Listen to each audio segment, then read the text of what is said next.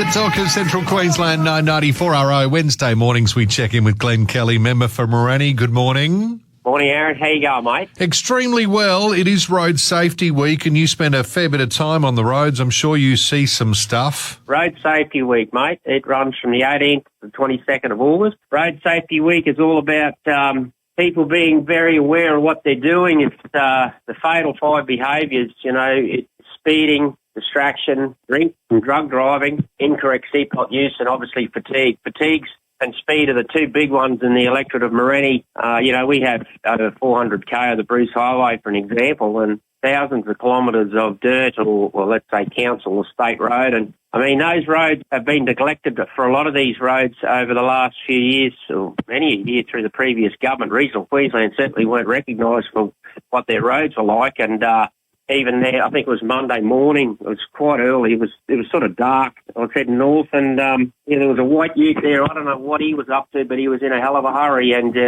nearly caused an incident in front of me there. And I'm thinking, better to be late than sorry. And it's happening all the time. There's thousands of cars on the Spruce Highway. The Road Safety Week is really out there to make people aware that just think about what you do, and either leave a bit early. It will be okay. You'll still get there. But the government is certainly looking into these things. With I think it was the first 3 months of being in government, we restored a 80-20 funding agreement with the federal government, ensuring Queensland receives its fair share to deliver on safer roads.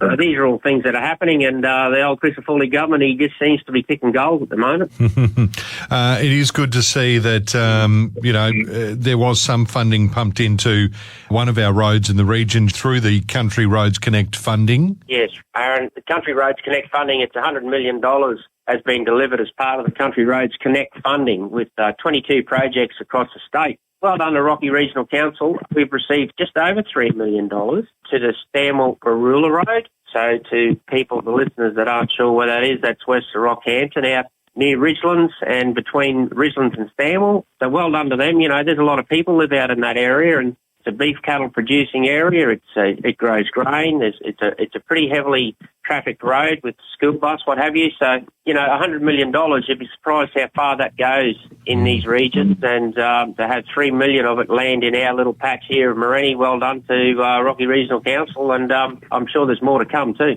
Terrific. We've been talking about these renewable consultation sessions. The Mount Hopeful BESS consultation session is coming up there. I did talk to Councillor Grant Mathers about those sessions earlier this morning, and they've certainly taken a lot out of them. Look, Aaron, so Mount Hopeful BESS's community consultation is on today between 3 and 7 p.m. at the Bejewel Hall. It's important to locals to come and meet these developers and learn about the project and actually see what's going on, and more importantly, have your input and have a say.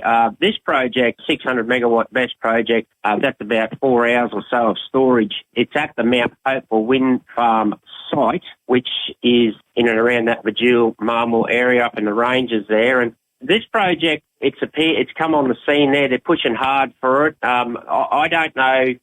With the Mount Hopeful Wind Farm, they seem to have issues there, so now they're pushing hard with this BESS project, and the BESS project is only 2 kilometres from the nearest home, and it's 12 kilometres from the explosive reserve, which is also in the area of Bejewel.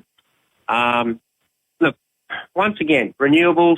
Battery isn't renewables, but it's something that I'm starting to get a bit frustrated with. Is putting batteries, they're called industrial zones, in and around where people live, in and around where farming is a place. Sure.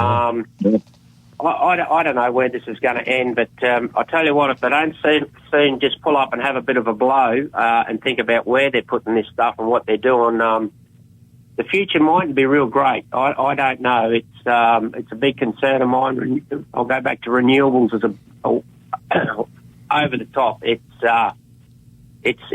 not. I don't call it renewables. I call it replaceables, because everything when it comes to solar and wind projects, it all has to be replaced eventually. So it's an ongoing cost.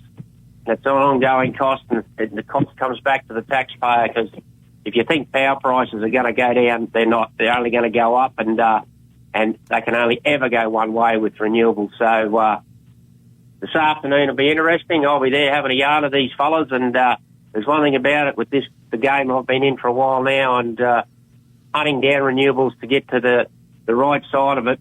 Asking questions is one thing, and it's interesting to see the answers they give you, because sometimes they aren't always right.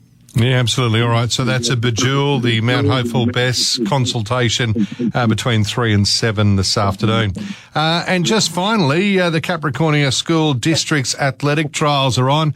Your daughter's been running around in Mackay. Hey, yeah, she Lane did very well up there. Very proud of her. These bush kids, I noticed it firsthand up there yesterday and Monday. Well over 500, 600, probably 700 children in the secondary schools there. It was Port Curtis, Rockhampton, Mackay, and then Central Highlands. Brilliant athletes out there. There's some rippers, and you can tell the kids that there's some very professional kids, a lot of training going into it, and then you see the kids just turn up and have a crack, and you'd be surprised, some of these bush kids, they can run, and they can do high jump, they can do all sorts of things, and my daughter did very well, and it's a good experience for them too, obviously, and the one thing about it, being there over those couple of days, I run into a lot of people that I used to compete against when I was a young fella, and haven't seen them for many years, so it was good. Well done to Capricornia, and good luck to the children that had success. Well done. There we go, the Capricornia Schools District Athletic Trials. Good to talk to you, Glenn. You have a fantastic day, and we'll see you there at Bejewel tonight. Good on you, mate. Take care. Glen Kelly, member from Morani, joining us this morning.